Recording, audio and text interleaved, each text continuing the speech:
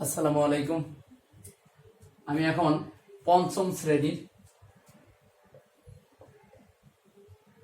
শ্রেণীর জ্যামিতি অংশ থেকে বৃত্তের উপরে কিছু সংক্ষিপ্ত প্রশ্ন করে তার অ্যান্সার দেখাবো আর কি, যে এগুলো কিভাবে করতে হয়। প্রশ্নগুলো করেছি, যেমন বৃত্তের ব্যাস ব্যাসার্ধের কত গুণ, বৃত্তের ব্যাস ব্যাসার্ধের কত গুণ, ব্যাসার্ধকে 2 দিয়ে গুণ করলে হচ্ছে ব্যাস হয়। ব্যাসার্ধকে 2 দিয়ে গুণ করলে ব্যাস হয়। যেমন হচ্ছে এটা একটা ব্যাসার্ধ, তাহলে এই এক অংশ ব্যাসার্ধ, আবার এই আর এক অংশ ব্যাসার্ধ। এই 2 ব্যাসার্ধ মিলে হবে হচ্ছে ব্যাস, পুরাটা মিলে হচ্ছে ব্যাস।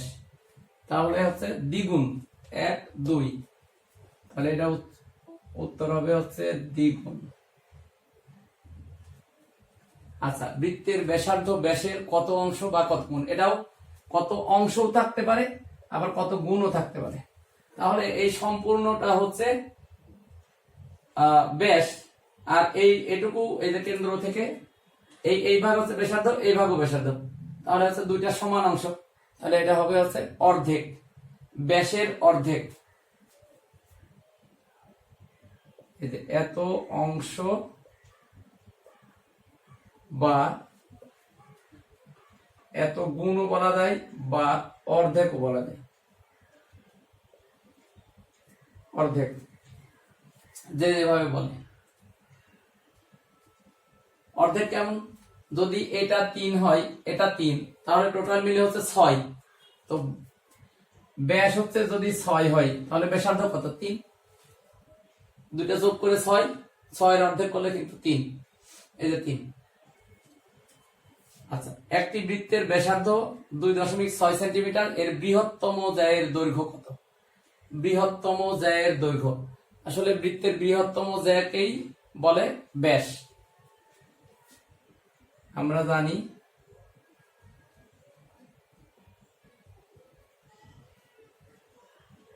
বৃত্তের বৃহত্তম জ্যা সমান ব্যাস। তাহলে ব্যাস সমান 2 গুণ ব্যাসার্ধ, 2 গুণ 2.6 গুণ করে দেখবা, এটা হবে হচ্ছে 5.2, 5.2 অ্যান্সার হবে। আবার 3 সেন্টিমিটার ব্যাসার্ধ বিশিষ্ট বৃত্তের ব্যাস বা বৃহত্তম জ্যায়ের দৈর্ঘ্য। তাহলে এই যে ব্যাস বের করতে বলছে বা বৃহত্তম জ্যায়ের দৈর্ঘ্য, পরীক্ষায় দুইটা আসে না, একটা আসে। আমি প্রশ্ন বোর্ডের প্রশ্ন দেখিয়ে দিছি, 2019 সালে যে প্রশ্ন আসছিল, এটা আসছে 3 সেন্টিমিটার ব্যাসার্ধ, 18 সালে আসছে মনে হয়। তো ব্যাস বের করতে বলছে, আমি একটা বৃহত্তম জ্যাটা দিয়ে দিছি, কারণ আমার একবার যেভাবে আসছে সেইভাবে আসবে এমন না, এভাবে চেঞ্জ করে আসতে পারে। তাহলে ব্যাসার্ধ এটার মতো, ব্যাস সমান 2 গুণ ব্যাসার্ধ 6 সেন্টিমিটার। অবশ্যই একক লিখে দিবা, সেন্টিমিটার। আচ্ছা, এখন এখান থেকে আরো প্রশ্ন বানানো যায়। এই বৃত্ত থেকে এই যে এই ক বিন্দু থেকে এই একটা রেখাংশ, সাপোজ খ, এটা হলো গ, এদিক থেকে সাপোজ আর একটা রেখাংশ আছে ঘ। চিত্রে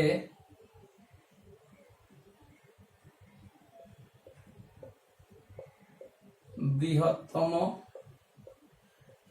জ্যা কোনটি, এভাবে প্রশ্ন হতে পারে, অথবা হতে পারে ব্যাস কোনটি। তাহলে উত্তর হবে দুটার জন্য একই উত্তর। এই যে সবচেয়ে বড় কেন্দ্রগামী যে রেখাংশ, কেন্দ্রগামী জ্যাটাই সবচেয়ে বড় হয়। তাহলে কেন্দ্রগামী, এই কেন্দ্র, এই কেন্দ্র দিয়ে গেছে হচ্ছে ক গ, উত্তর হবে হচ্ছে ক গ। এভাবে হতে পারে। এটা 5 নাম্বার। 5 নাম্বার।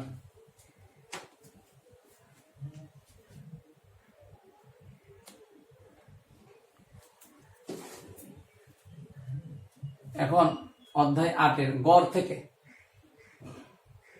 থেকে কয়টা প্রশ্ন, এই প্রশ্নগুলো কিন্তু সব 2018-19-এ আসছে। তো গড় কাকে বলে হতে পারে, গড় নির্ণয়ের সূত্রটা কি সেটা আসতে পারে। তো এগুলো বইয়ে আছে। গড় বের করতে হলে রাশিগুলোর যোগফলকে কি দ্বারা ভাগ করতে হয়, এটা সরাসরি বইয়ে নাই, একটু ঘুরিয়ে দিয়েছে আর কি, কিন্তু জিনিস একই। এটা সেম প্রশ্ন। আর কাকে বলে তখন হচ্ছে যে সংজ্ঞা আকারে দিলেই হয়, কিন্তু সূত্র থেকেই সংজ্ঞা করা যায়। রাশিগুলোর যোগফলকে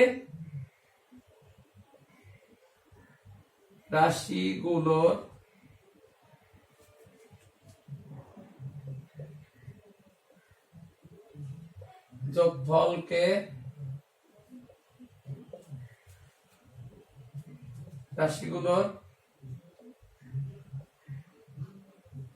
সংখ্যা দ্বারা ভাগ করলে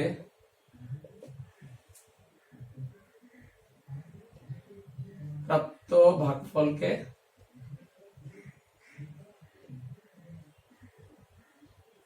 গড় বলে। হয়ে গেল সূত্র। গড় কাকে বলে আর কাকে বলে হলো। এখন সূত্র ওই জিনিসটাই দেখো, সূত্র সমান এই রাশিগুলোর যোগফল,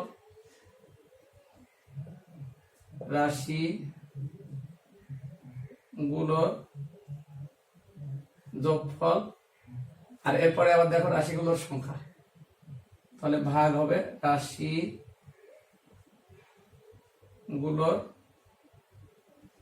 সংখ্যা। এরপরে গড় বের করতে হলে রাশিগুলোর যোগফলকে কি দ্বারা ভাগ করতে হয়, এই দেখো এখানে আছে কি দ্বারা ভাগ করতে হয়, এটা আবার এখানে হবে। এভাবে একটু ঘুরিয়ে ফিরিয়ে দেবে রাশিগুলোর সংখ্যা। আবার এই প্রশ্নটা আমি দেখি নাই আসছে, কিন্তু আমার আইডিয়া আর কি, এমনও হতে পারে প্রশ্ন যে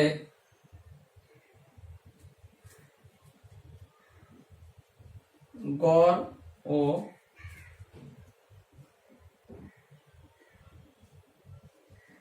রাশিগুলোর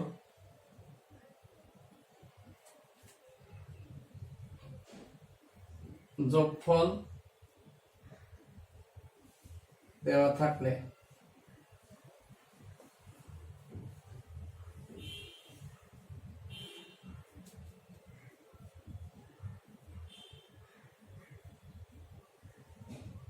রাশিগুলোর সংখ্যা কিভাবে বের করা যাবে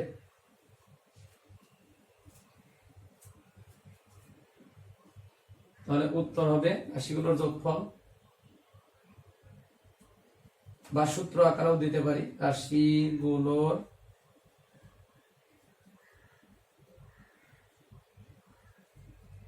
সংখ্যা সমান যোগফল ভাগ গড়, রাশিগুলোর যোগফল ভাগ গড়, এইভাবে। আবার ছোট ছোট অঙ্ক দিয়ে দিতে পারে 5, যেমন 4, 0, 3, 1। রাশি আর সংখ্যা কিন্তু একই, রাশিগুলোর গড় কত, তো সরাসরি আমরা দিতে পারি রাশিগুলোর যোগফল মানে যোগ করে দিব, আর 1, 2, 3, 4 চারটা রাশি, এজন্য 4 দিয়ে ভাগ করে যোগ করলে দেখো 8, ভাগ করলে হচ্ছে 2, এই 2 উত্তর। আর এখানে উত্তর না লিখে আমরা, তোমরা তার রাব দেখাবো না, আসলে সমাধান দেখা উচিত, উপরে নিচেই হবে উত্তর। যদি যোগ্যতা ভিত্তিকের কতে আসে এইভাবে অ্যান্সার করবে। আর সংক্ষেপে উত্তরে আসলে তো দেখানো লাগবে না, খালি উত্তর লিখলেই হবে।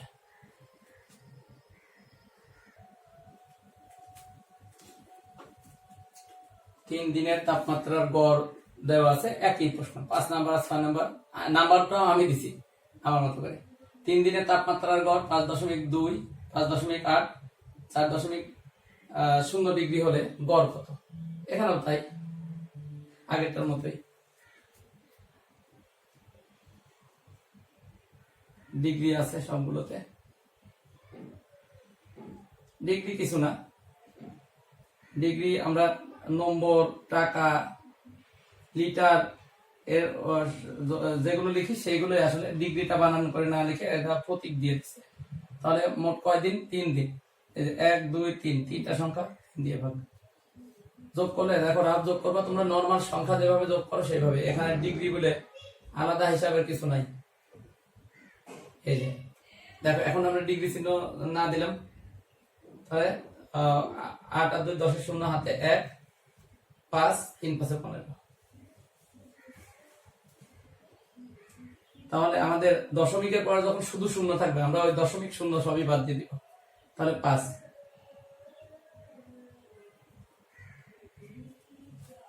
এই টাইপের প্রশ্নই হয়, ছোট ছোট প্রশ্নই দেয়, খুব বেশি জটিল ভাবার কিছু নাই, বেশি জটিলের পিছনে দৌড়ানোর কিছু নাই।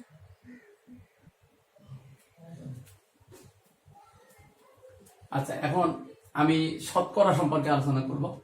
তো এই প্রশ্নগুলো কিন্তু সব পঞ্চম শ্রেণীর যে নবম অধ্যায়ের যে ক্লাসগুলো আমি ইউটিউবে দিছি, এই শতকরা কি একদম প্রথম ক্লাসে শতকরা সম্পর্কে বলা আছে, ওইটাই আবার একটু দিয়ে দিচ্ছি যাতে এই ক্লাস যারা দেখবা তারা ওটা পেয়ে যাও।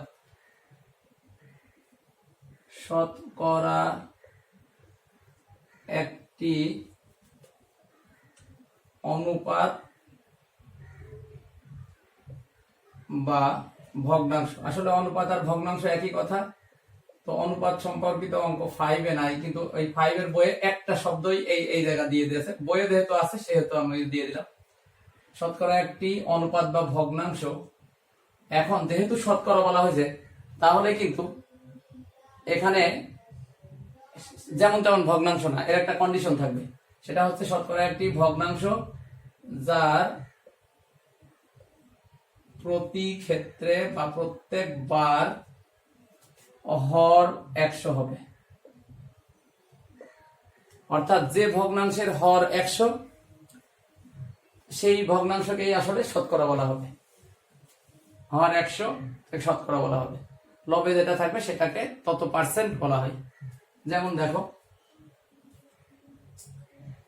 এই যে সাপোজ এটা আছে, দেখো এটা একটা ভগ্নাংশ, এই যে হর 100 আছে, এর কারণের জন্য এটাকে শতকরা বলা হবে। কেমন? এই যে এমন। শতকরাকে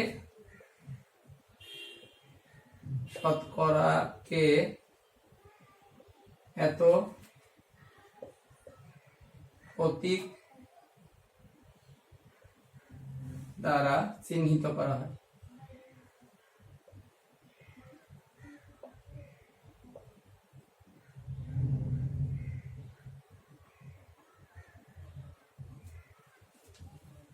পার্সেন্ট প্রতীক দ্বারা চিহ্নিত করা হয়। তো এইভাবে আর কি।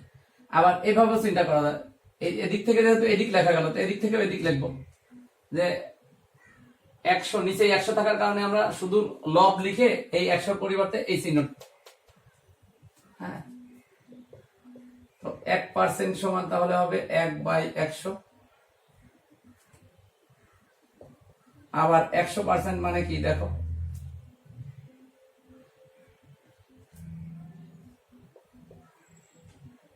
ও এখন হচ্ছে যে এইগুলো গেল পার্সেন্টের প্রকাশ, শতকরায় প্রকাশ, শতকরায় প্রকাশ।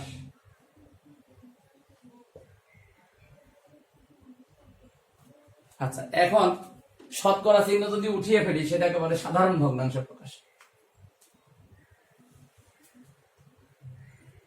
এটাও তাই করা হয়েছে, সাধারণ ভগ্নাংশের প্রকাশ, সাধারণ ভগ্নাংশে প্রকাশ।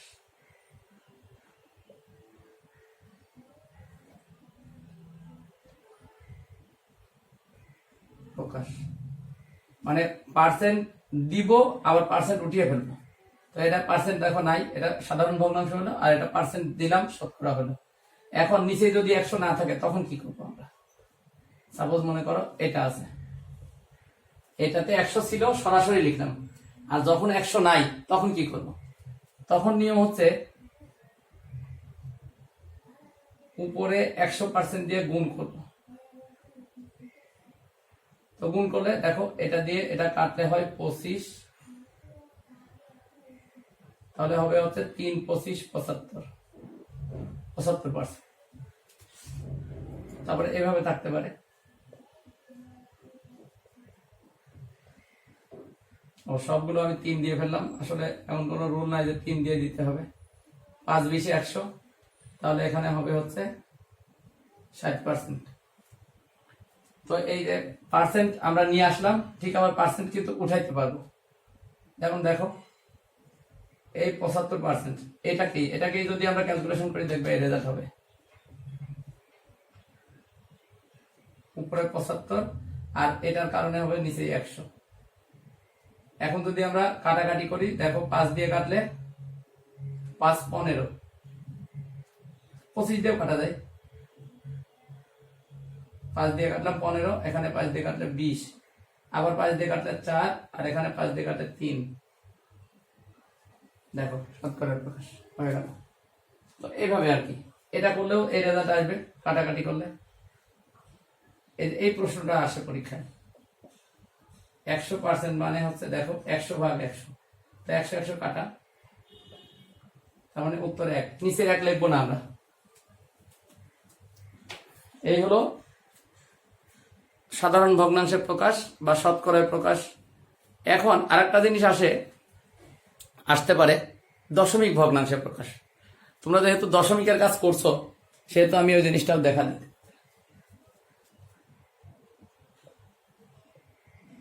শতকরাকে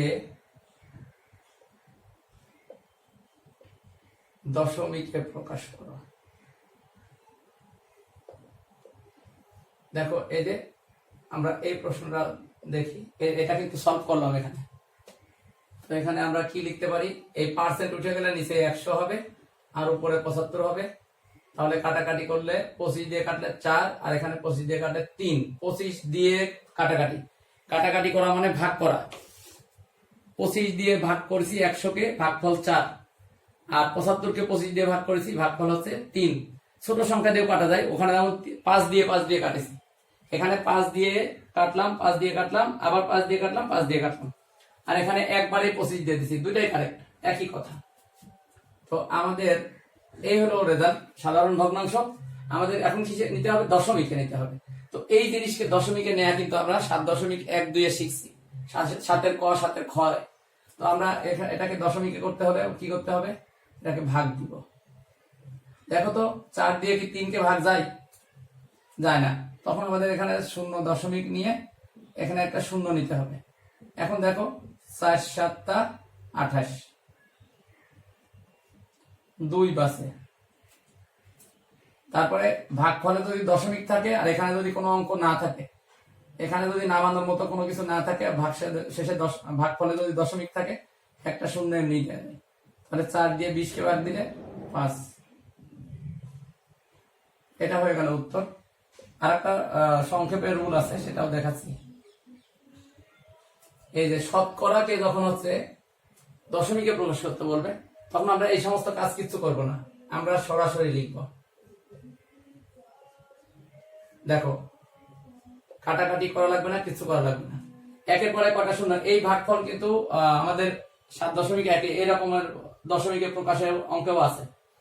নিচে যখনই 100 থাকবে, তখন আমরা 2 ঘর, এই শুরু থেকে 2 ঘর ডানে গিয়ে, 2 ঘর বামে গিয়ে 1 2, 2 ঘর বামে গিয়ে 1 ঘর, 2 ঘর বামে গিয়ে দশমিক 5 7, এই যে দশমিক হয়ে গেল। এটা আমাদের উত্তর। এটাও কারেক্ট, এটাও কারেক্ট। দেখো যেটা ইজি সেটা করবা, যেভাবে তোমার কাছে ইজি লাগবে সেইভাবে করবা।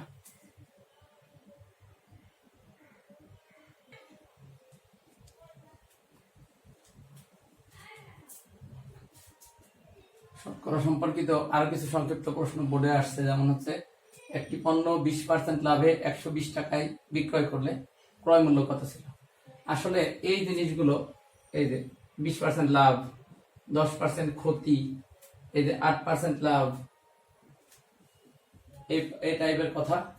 পার্সেন্ট থাকলেই, যেখানে যেখানে পার্সেন্ট আছে, এই যে পার্সেন্ট যেখানে যেখানে আছে সেখানে 100 টাকার উপরে নির্ভর করবে। ক্রয় মূল্য বিক্রয় মূল্যের উপরে যখন কথা হবে তখন অবশ্যই লাভ ক্ষতি নিয়ে যখন কথা হবে তখন অবশ্যই পার্সেন্টের জন্য যে 100 সেটা সবসময় ক্রয় মূল্য হবে। তাহলে এই যে পার্সেন্ট, এই পার্সেন্ট গুলো আসলে ক্রয় মূল্য পার্সেন্ট মানে 100, এই 100টা হবে ক্রয় মূল্য।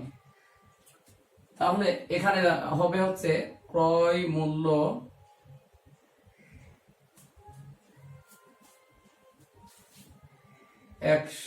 টাকা হলে 20% লাভে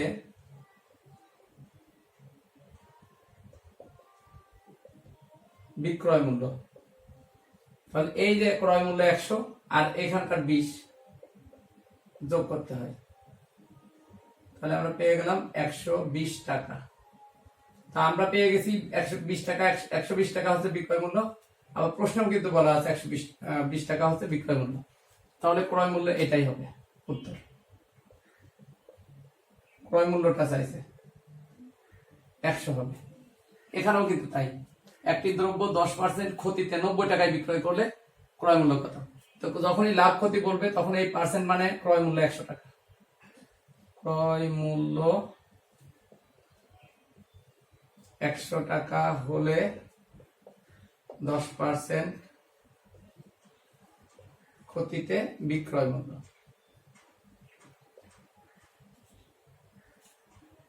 তাহলে এই যে ক্রয় মূল্য বিয়োগ বিক্রয় মূল্য হয়ে গেল 90 টাকা। দেখো আমরা বিক্রয় মূল্য পাইছি হচ্ছে 90, আর প্রশ্নে কিন্তু 90 দেওয়া আছে, তার মানে দাঁড়ালো কি এটাই ক্রয় মূল্য। ক্রয় মূল্য বের করতে বলছে আমাদের, এই যে ক্রয় মূল্য বের করতে বলছে, এই যে ক্রয় মূল্য 100। তারপর একটা ক্রয় মূল্য 100 টাকা হলে 8% লাভে বিক্রয় মূল্য। তাহলে সেম কাজ, এখানে ক্রয় মূল্য বলাই আছে, এটা আরো ইজি হয়ে গেল। ক্রয় মূল্য 100 আর এটা মানে এখানে ক্রয় মূল্য অন্য টাকা থাকতে পারে, আমরা এইটাকে টার্গেট করবো আগে। এখানে ক্রয় মূল্য হচ্ছে লিখবো হচ্ছে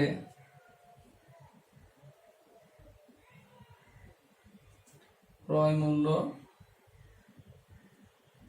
100 টাকা হলে 8% লাভে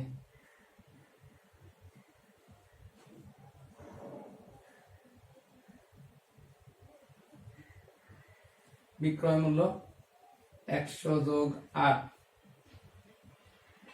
সমান 108 টাকা।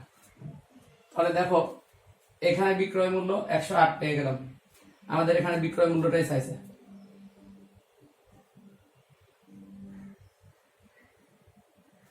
টাকা।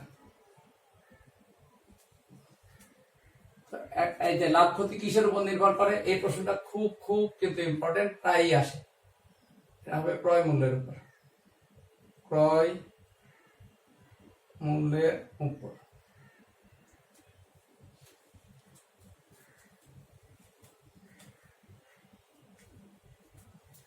তারপরে 100 টাকায় একটি বস্তু ক্রয় করে 125 টাকায় বিক্রি করা হলো। তাহলে এখানে ক্রয় মূল্য হচ্ছে এত টাকায় ক্রয় করছে, এই যে ক্রয় 100 টাকা হবে ক্রয় মূল্য, আর এত টাকায় হচ্ছে বিক্রয় করছে, তার বিক্রয় মূল্য 125 টাকা। তাহলে বিক্রয় মূল্য যদি বেশি হয় তাহলে লাভ হয়, আর 100 টাকার উপরে যখনই হচ্ছে হিসাব করা হয় তখন সেটা পার্সেন্ট হয়। তাহলে আমরা 125 বিয়োগ 100, এখানে আমরা সরাসরি পার্সেন্ট দিতে পারি, কারণ ক্রয় মূল্য 100। যখন ক্রয় মূল্য 100 হবে তখন সেটাকে লাভ ক্ষতির পার্সেন্ট দিতে পারি। তাহলে এটা উত্তর হবে 25%। 7% অর্থ কি, বা 7% মুনাফা,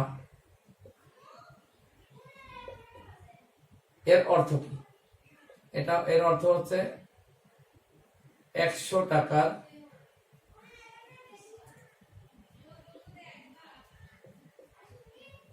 1 বছরের মুনাফা 60 টাকা। আচ্ছা, আর একটা জিনিস, তো এটা গেল 7% মুনাফা এর অর্থ কি, অথবা মুনাফার হার 7% এর অর্থ কি, দুইটা কিন্তু একই প্রশ্ন, একই কথা। মুনাফার হার 7% আর 7% মুনাফা একই কথা। 100 টাকার 1 বছরের মুনাফা 60 টাকা। 60 জন শিক্ষার্থীর 5% অনুপস্থিত, তাহলে এটা অনুপস্থিত কতজন সেটা বের করতে বলছে।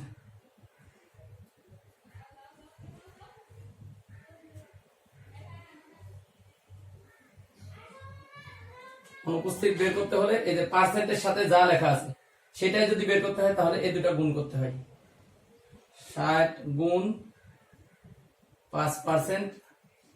তো সাধারণ ভগ্নাংশ প্রকাশের মতো আমরা পার্সেন্ট উঠাবো, উপরে 5 নিচে 100। দেখো 1 0 1 0 কাটা, 5 দিয়ে 5 কে ভাগ করলে 1 আর 10 কে ভাগ করলে 2, 2 1 কে 2, 3 দুগুণে 6, 3 জন। এভাবে আসলে সংক্ষিপ্ত প্রশ্নের তো কখনো শেষ নাই, বহু বহু সংক্ষিপ্ত প্রশ্ন কিন্তু বানানো যায়। হ্যাঁ, তো এইভাবেই অনেক অনেক বানানো যাবে। এই প্রশ্নগুলোই মোটামুটি দেখছি যে আসছে, এই জন্য আমি এইগুলো নিয়ে ডিসকাস করলাম।